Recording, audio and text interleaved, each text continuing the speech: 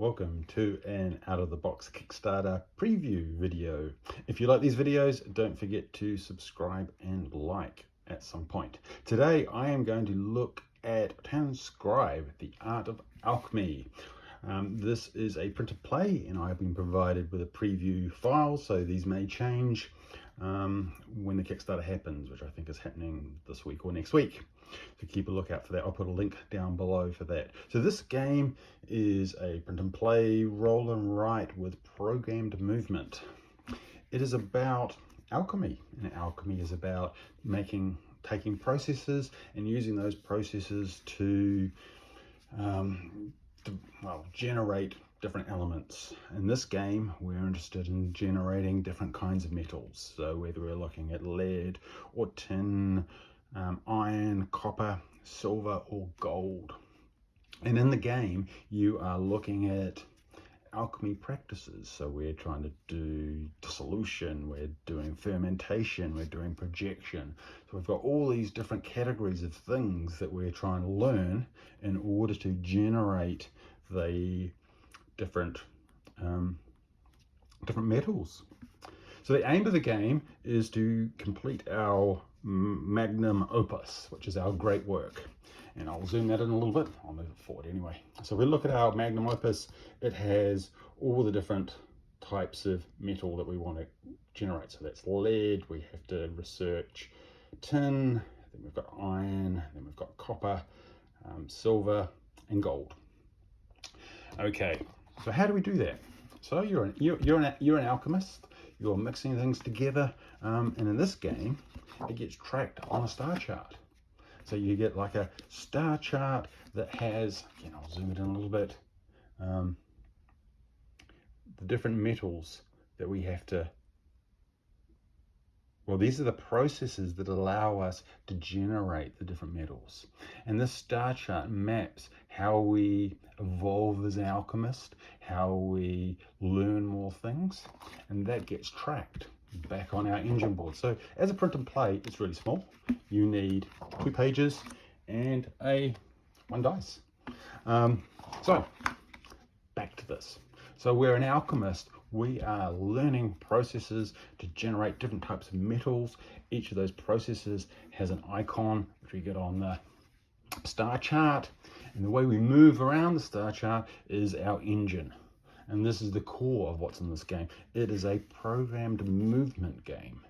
And I've never played a programmed movement game, and it's very interesting. Seems easy to learn, hard to master, which is what I really like in a solo game. This does play multiplayer, so you can play it with multiple alchemists. I'm going to talk about the general overview, and I'll end up with a solo playthrough, because there is a solo mode, which is very, very good. Anyway, back to this. So we have an engine, and you'll see that there's die values along the pips along the top and the side, and every turn we crank our engine, and we have to pick one of the rows. So say we row 3, we can use what's in the 3 column or what's in the 3 row. At the moment, there's only one direction, and so if we roll a 3 on our star chart, from our star, we could move down in that direction. And that seems fairly easy. You've got one movement action, but it gets better than that, because when we're on our star chart, not only are we collecting processes that allow us to get the different types of metal, we're also collecting different elements. So over this side, you'll notice we've got air, mercury, water, earth, sulfur, and fire. The things that we're cooking up as alchemists. And each one of these is also represented on our star chart. So as we move, if we land on one of those elements, we get to add them to our engine. So say I move and I end up here on water. Water is a downward arrow.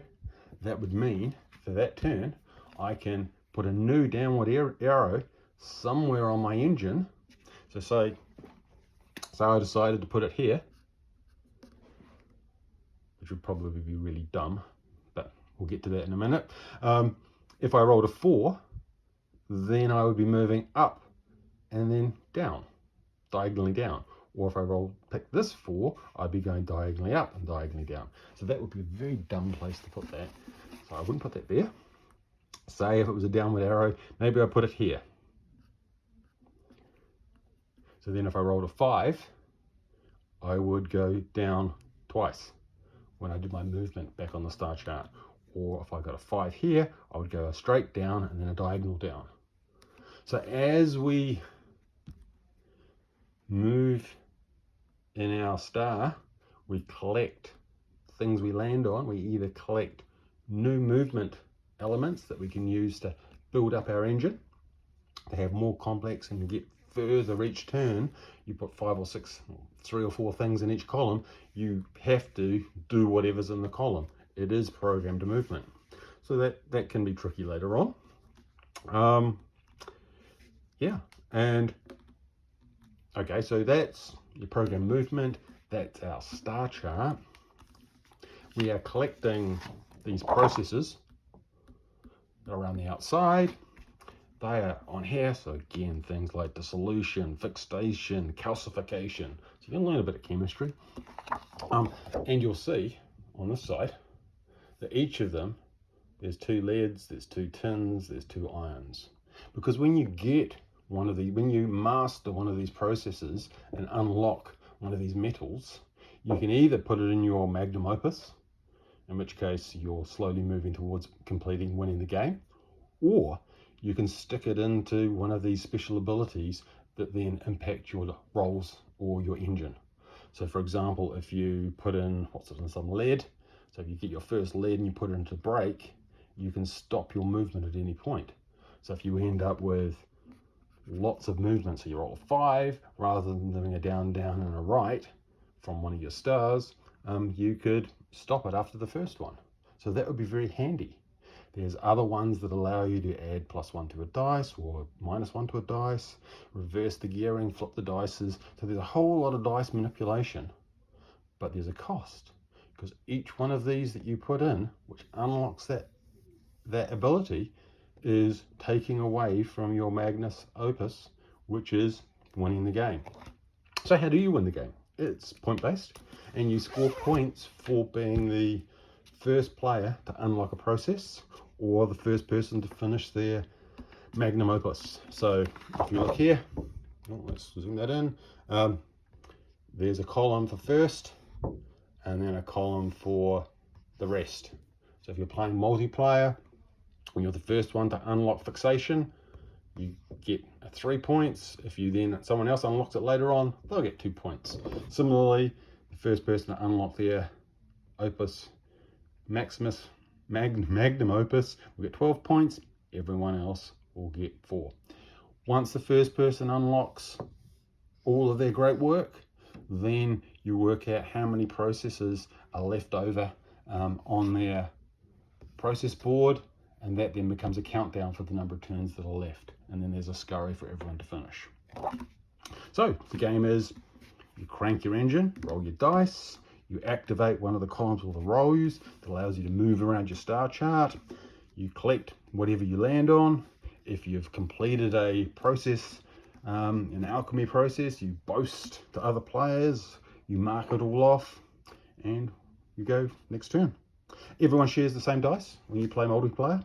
When you play solo, you play against a automatic, well, it's not really an automata, it's a rival alchemist called Flamel, and he is represented, or they are represented here. So you'll see on this clock, every turn that you have, you click off one of these little marks, and when you hit a diamond, it means Flamel has mastered one of the processes, and you roll for that and you mark it off. And so that gives you an implicit timer for the game. The game came with, well, the files that I got, oh, that's out of focus, let's get that back in again, there we go. I got 3 maps, 3 star charts, and there's a really cool thing on their website that you can generate your own star charts. And so there's like infinite number of possibilities. And if you look at this one, for a solo player, this one's significantly more difficult, I think, because it's going to be unlocking more processes. like that. So this is getting to a bit of a long video. What I'm going to do now is I'm going to stop because that's an overview, and I'm then going to record a solo playthrough. Anyway, so that is an overview of how you play it. If you want to see how it actually plays, watch the next video, and we're going to play a solo game of Transcribe.